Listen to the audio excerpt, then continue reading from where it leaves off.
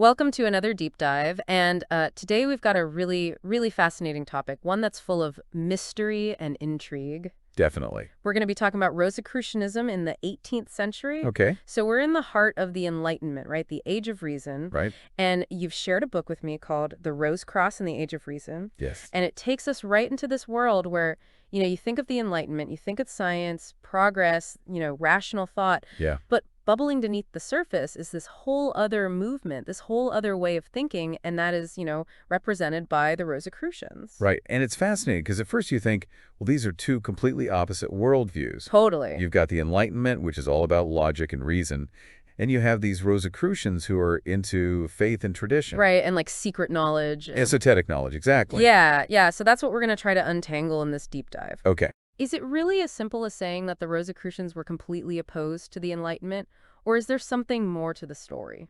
Yeah, that's a great question, and I think we'll find that it's definitely more complex than that. Okay, so to get started, what was this whole Rosicrucian revival about in the 18th century? What was going on?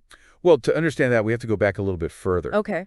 Because, the Rosicrucians didn't just appear out of thin air in the 1700s. Right. If you go back to the early 1600s, Okay. you have these mysterious manifestos that pop up, Right. claiming to represent a secret brotherhood Okay. dedicated to this esoteric knowledge. Secret Brotherhood? Okay. Yeah, nobody knew for sure who wrote them or if this brotherhood even really existed. Yeah. It was shrouded in myth and legend, really. So it's like they emerge out of nowhere. Right, exactly. With these wild ideas, and then they kind of disappear. Well, sort of, but then fast forward to the 18th century. Okay. And you see this resurgence of interest in Rosicrucianism, Okay.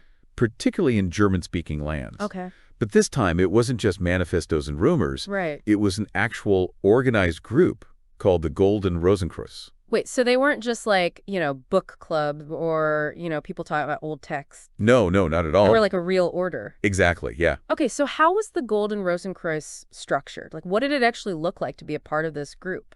Well, it was a hierarchical order with different levels of membership. Okay. And rituals and secrets, of course. Oh, of course. So like a secret society with Yes, very much so. like levels and Yeah. initiations and things. Exactly. You start as a neophyte, the lowest rank, and you could potentially climb all the way up to the level of Magus. 7 grades, to be exact. 7 grades, that's right. A serious commitment. A serious commitment. Okay, so what were some of the key things that the Golden Rosenkreuz believed in or practiced? Well, their practice is centered around alchemy. Alchemy, okay, so like turning lead into gold. Well, that was part of it, but it wasn't just about material wealth for them. Okay. They believed that alchemy held a much deeper meaning. What do you mean? It was about inner transformation, about purifying the soul. So they saw this connection between the material and the spiritual, that by working with these physical substances, they were also working on themselves. Exactly. It's like manipulating the physical to affect the spiritual. Interesting. Yeah, like purifying a metal to purify your soul. Okay, so like a mystical science. In a way, yes. And I know they also brought in some elements of pietism, right? Yes, that's right. Which is interesting because pietism, as I understand it, is all about this personal piety, personal religious experience. Exactly, yeah. So how did they kind of mesh those two things together, the Rosicrucian traditions and this pietist focus on personal experience? Well, that's what makes the Golden Rosenkreuz so fascinating. They weren't just sticking to one tradition. Yeah. They were blending different ideas, different approaches to spirituality. So they're mixing alchemy, mystical traditions, and this pietism. Exactly. It's a pretty eclectic mix. Okay, so far we've got this group that's all about alchemy, secret knowledge, and spiritual transformation. Right. But how does this all fit in with the whole Enlightenment thing? Were they brewing potions in their secret labs while scientists were busy with their microscopes and telescopes? Well, that's where things are really interesting. Okay. And the book you've shared, The Rose Cross and the Age of Reason, really challenges our assumptions. Oh. It's not as simple as saying they were completely against the Enlightenment. Really? If you look at their own statutes, Okay. they actually reflect values like cosmopolitanism, Okay. religious tolerance, Interesting. and skepticism of authority figures. Those sound like Enlightenment ideas, though. Exactly. So maybe they weren't as opposed to the Enlightenment as we might think. It seems that way, doesn't it? Yeah. It's more nuanced than that. Okay, so it's more complex than just saying Rosicrucians bad, Enlightenment good. Exactly. There's more going on here. Much more. One thing that really jumped out at me from the book is this little detail about their statutes in Prague. Oh, yes. It mentions that they were based on a French source. That's right. Not the readily available German ones. It's an interesting detail, isn't it? It is, because why go through the trouble of translating from French when they had perfectly good German texts right there? It suggests that there were Connections, exchanges of ideas, possibly even alchemical secrets flowing between different regions of Europe. It's like they were part of a much bigger network than we might initially think. Exactly, yeah. Okay, so we've got secret societies, alchemists, and even a connection to France, all swirling around in the midst of the Age of Reason. Right. But let's get down to the nitty-gritty. Like, when we think about alchemy, Yeah. most people picture, bubbling cauldrons Right. and, maybe a few explosions. Perfect. What did their alchemical practices actually look like in day-to-day life? Imagine a dedicated space, Okay, carefully designed and oriented towards the east okay. for optimal spiritual alignment. Okay, towards the east. Yeah. Why the east? They believed it was crucial for harnessing those spiritual energies, Okay, so it's not just any old room. No, not at all. This is like a A special space. special space, yeah. And inside you would find furnaces, Okay. distillation apparatus, and a wide array of ingredients. So they were taking this pretty seriously. Oh, absolutely. These laboratories weren't cheap to set up? No, they weren't. And it shows you how important this work was to them. Yeah. So you said they had specific instructions for every step? Oh, yeah. Very specific. And timing was everything. Oh, speaking of timing, you mentioned a really vivid description from the 7th grade instructions. Yes. For the Adeptus Exemptus, I think. Yeah, Adeptus Exemptus. That's right. Yeah, and it talks about collecting material transparent and gleaming like emerald before sunrise. That's right. What's the significance of collecting this dew at such a specific time? What was so special about this dew? It highlights this belief that celestial energies were at play. The dew collected before sunrise, they believed, was imbued with these energies, Okay. making it a potent ingredient in their work. So it wasn't just random dew. This was like powerful cosmic dew. You just say that, yeah. Okay, so it wasn't just about mixing ingredients. No, It was about harnessing these specific energies at specific times. exactly. It's like they were speaking a secret language, In a way, they were. with each ingredient and process carrying a deeper symbolic meaning. Precisely. And it's all tied to this idea of inner transformation, right? Exactly, yeah. But this is the 18th century, the era of modern science. Right. While the Rosicrucians were busy with their mystical pursuits, weren't scientists making all these groundbreaking discoveries, like, figuring out the laws of gravity and stuff? That's right. So how did these two worlds collide? Were the Rosicrucians threatened by these new scientific discoveries? Did they try to reconcile their beliefs, or were they, clinging to tradition in the face of all this new knowledge? It's a question that's fascinated historians for a long time. Yeah. And the answer, as you might expect, isn't straightforward. Okay. Some Rosicrucian writers did engage with contemporary scientific ideas. Really? Yes, they were reading those scientific texts Okay. and trying to make sense of them through their own worldview. So they weren't just ignoring what was happening in the scientific world. Not at all. They were trying to, integrate it into their own system. In a way, yes. That's interesting. Yeah, and some even went so far as to challenge those scientific theories. Really? Can you give me an example? Well, one example is Carl Hubert Lobrecht von Plumenach. Okay. He was a Rosicrucian writer who actually challenged the atomic theory. Wow, the atomic theory, that's like a cornerstone of modern science. Exactly, but Plumenach didn't just accept it blindly. He questioned it. Okay. He tried to reconcile it with his own understanding of alchemy. So even within the Golden Rosencrease, there were different viewpoints, different ways of engaging with these new scientific discoveries? Exactly. It wasn't a monolithic group. Right. There was debate, there was disagreement. Yeah. But there was also this genuine desire to make sense of it all. It's like they were trying to find their own path. Yeah, their own way of understanding the world. Okay, so we've got the group, the Golden Rosencrease. They're dabbling in alchemy, drawing from pietism, and even engaging with some scientific ideas, all while maintaining this air of secrecy and mystery. Right? It's like a historical thriller waiting to unfold. Chuckles. And it gets even more dramatic when you add another layer to the story. Oh. Their relationship with the Catholic Church. Right. And other secret societies, particularly the Illuminati. Yes, the Illuminati. Which is like a whole other deep dive. Yes, it is. But they weren't exactly fans of the Illuminati, were they? Not at all.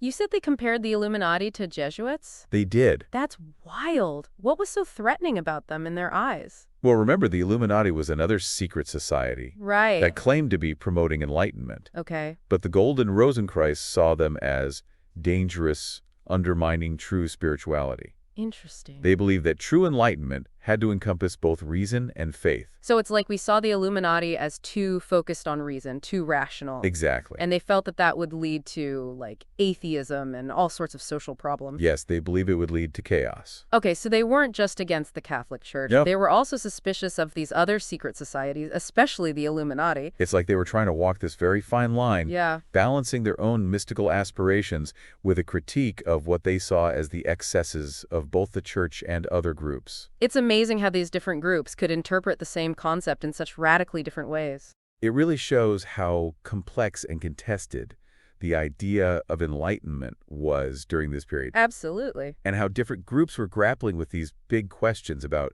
reason, faith, and the nature of knowledge. Okay, so we've gone from these mysterious manifestos Right. to a full-fledged secret society with alchemists and pietists and even this connection to France. It's quite a story, isn't it? It is. It really is. And you know what really piques my curiosity? What's that? You mentioned that a Prussian king was actually a member of the Golden Rosenkreuz. That's right. A Rosicrucian king. King Frederick William II of Prussia. I'm dying to hear more about that. Well, his story adds another layer of intrigue to this whole saga. A king, alchemy, secret societies. This is what I call a deep dive. And we're just getting started. In the next part, we'll delve deeper into the alchemical world of the Golden Rosenkreuz. I can't wait. We'll explore their laboratories, decode their symbols, and uncover the secrets behind those intriguing descriptions you mentioned earlier. Sounds good. Let's take a break and we'll be right back.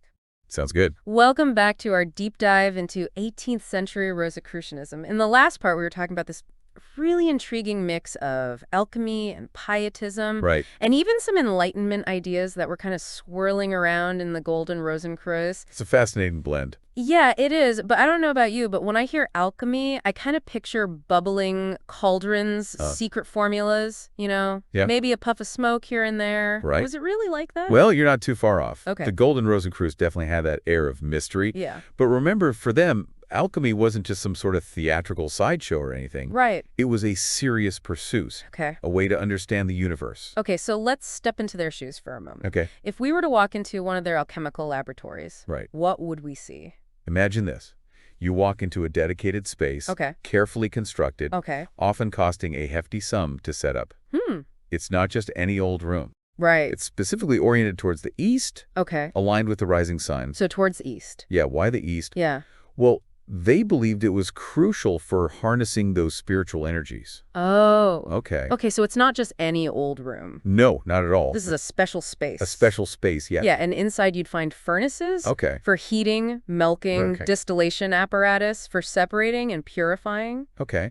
and an array of carefully chosen ingredients. It sounds like they were taking this pretty seriously. Oh, absolutely. This wasn't just a hobby for them. No, none This of was all. a central part of their... Spiritual practice. Yeah, but what were they actually doing in these labs? Right. What was the goal? Yeah, what was the point of all of this? Well, remember how we talked about the idea of transmutation Right. being central to alchemy? Yeah. Well, for the Golden Rosenkreuz, this wasn't just about turning lead into gold. Right. Although that was certainly a part of it. Yeah. They saw it as a symbolic representation. Okay. It's a much deeper process. What do you mean? Inner transformation. Okay, so by working with these physical substances, Uh-huh. they were also working on themselves. Right. On their soul. Precisely. Think of it this way. Purifying a metal, Okay. removing its impurities, Okay. was like purifying their own souls, Okay. removing negative traits, Right. and striving for spiritual purity. So their alchemical work was almost like a mirror. Yes. Reflecting their own inner journey. You could say that. That's really interesting. Yeah, it's a powerful concept. This whole idea of inner transformation, it reminds me of that fascinating description. Oh, right. You mentioned earlier about the dew collection. Yeah. That you have to collect this dew before sunrise. Uh-huh. And it had to be transparent and gleaming like emerald. That's right. Why was this dew so special? Well, that description from the 7th grade instructions for the Adeptus Exemptus Right. really shows just how meticulous they were about their practice. Okay. They believed that this dew, collected before the sun's rays touched it, Okay, so before sunrise. before sunrise, was imbued with celestial energies, almost like capturing a piece of the cosmos. Okay. Okay, so this wasn't just any dew. It was special. Special dew. Yeah. Powerful dew. Cosmic dew. Cosmic dew, yeah. Okay. It was a potent ingredient, Okay. almost like a conduit to the heavens. I'm starting to see how it all fits together now. Yeah. They weren't just mixing random ingredients in a lab. Oh, no. They were trying to connect with something much bigger than themselves. Right. And using these physical processes to access the spiritual realm. Exactly. It's like they were speaking a secret language. In a way, Each ingredient. Right. Each process Uh, carrying a deeper symbolic meaning. Precisely. Okay, but let's zoom out for a second here. Okay.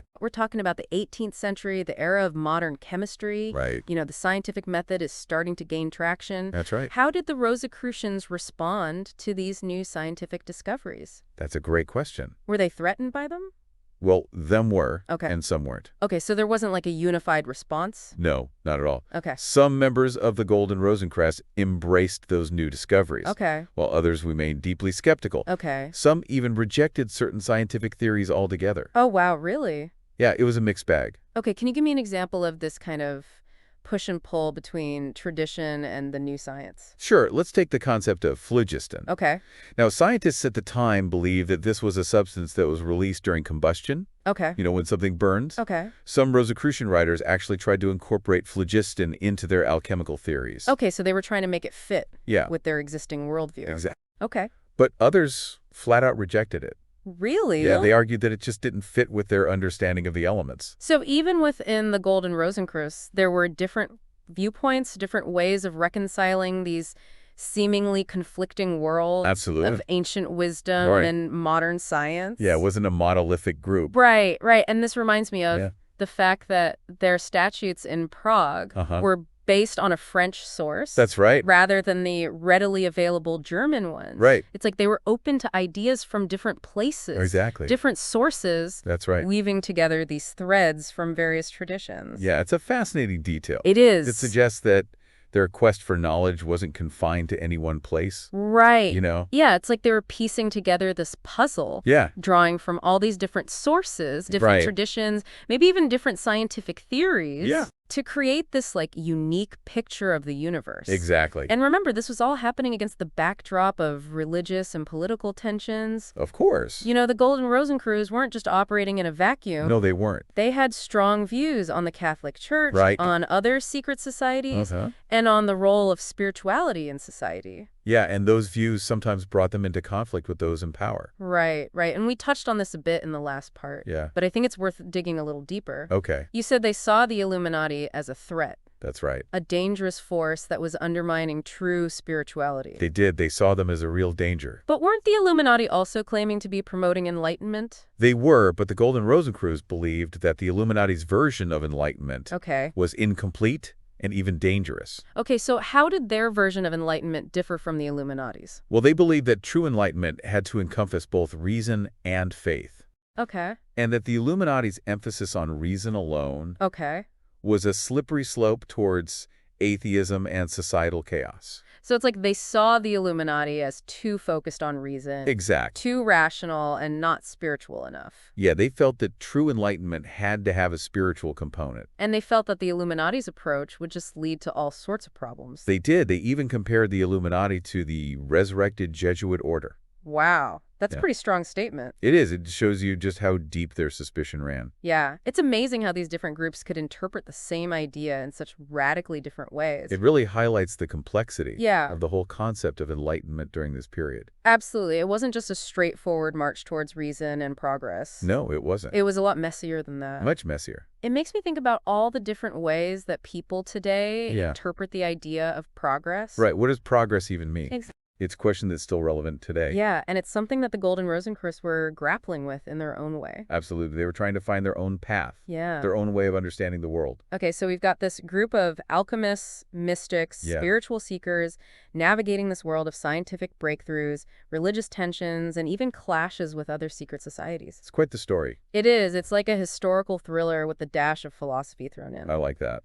But there's one piece of the puzzle we haven't fully explored yet. Okay. The Rosicrucian king. It's King Frederick William II of Prussia. His story adds another layer of intrigue It does. to this whole saga. Yeah, it challenges our assumptions about the Enlightenment, Okay. about power, and about the complex ways that personal beliefs can shape the course of history. I'm ready to dive into that chapter. Okay, let's do it. Welcome back to the deep dive. We've been on quite a journey exploring the world of 18th-century Rosicrucianism. We've talked about their alchemical practices, their mystical beliefs, even their clashes with other secret societies like the Illuminati. But now we're about to step into the realm of royal intrigue as we explore the story of a king who is actually a member of the Gold- und Rosenkreuz, King Frederick William II of Prussia. It's a story that really challenges those neat categories we often use to understand history. Right, because we tend to think of the Enlightenment as this era of reason and progress, but then you have this king, a Rosicrucian, ruling right in the middle of it all. It makes you wonder, how did those two worlds coexist? Was Prussia, under Frederick William II's reign, some kind of mystical utopia guided by Rosicrucian principles? I mean, it sounds pretty wild. So, what was Prussia actually like during his time? Well, it wasn't exactly a Rosicrucian paradise. Remember, he inherited a Prussia that had already been deeply shaped by his predecessor, Frederick the Great. Frederick the Great, the Enlightenment king, right? Exactly. He was a champion of reason, of secularism. That legacy didn't just vanish overnight. So you have this tension between Frederick the Great's vision and then Frederick William II, who's drawn to this mystical tradition. How did that play out in his policies and the way he actually ruled? It created this really interesting dynamic. Remember, Frederick William II wasn't just a passive believer. He was an active member of the Golden Rosenkreuz. And as we've discussed, the order had very specific ideas about society, about religion, about how things should be run. Right. They weren't just content with their secret rituals and alchemical experiments. They had opinions on how the world should work. Exactly. And some historians argue that the king's involvement with the order directly influenced his approach to governing. And that brings us to the edict concerning religion, right? The one from 1788. It's often seen as a sign that Russia was shifting towards religious conservatism under Frederick William II.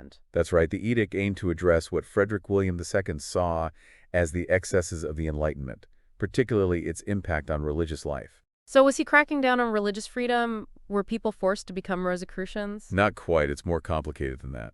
While the edict aimed to uphold Christian orthodoxy, it actually incorporated some aspects of religious tolerance. Hold on, so this edict that's seen as a step back from Enlightenment ideals actually included elements of religious freedom. It did, and that reflects the Golden Rosenkreuz's own stance on the matter. Remember, they advocated for tolerance between different Christian denominations. Right, right. So they weren't about imposing one strict interpretation on everyone. Exactly. The edict actually granted a degree of religious freedom to groups like Jews, Mennonites, and the Bohemian Brethren. These were groups that had faced discrimination in the past. So this Rosicrucian king was actually extending religious freedoms to certain groups. It's not as straightforward as we might initially think. Exactly. The edict even condemned proselytizing by all religious groups, even criticizing disguised Catholic priests, monks, and crypto-Jesuits. Wow, so it's not this simple story of the Rosicrucians taking over and imposing their beliefs on everyone. It's much more nuanced. It is. Frederick William II was walking a tightrope, trying to balance his own beliefs with the political realities of the time. It sounds like he was trying to find a way to integrate Rosicrucian ideas into a system that was already influenced by Enlightenment thinking. Exactly. It was a delicate balancing act, and it definitely wasn't without its challenges. But the edict concerning religion wasn't the only way Frederick William II tried to shape religious life in Prussia. Right. There was also that whole story with Johann Christoph Wöllner, wasn't there? His close advisor, and if I remember correctly, a fellow Rosicrucian. What was his role in all of this? Wöllner. He's a fascinating character. He was appointed head of the Department of Religious Affairs and saw himself as this guardian of orthodoxy.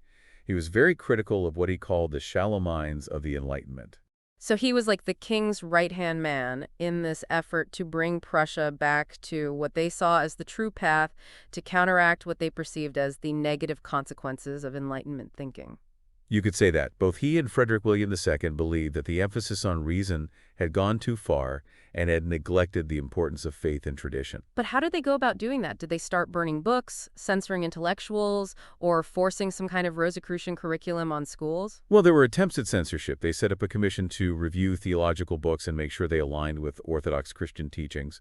They also implemented stricter regulations for clergy, trying to promote what they considered to be the correct interpretation of Christianity. So they definitely tried to control the flow of information, to limit the spread of those ideas that they saw as dangerous or heretical.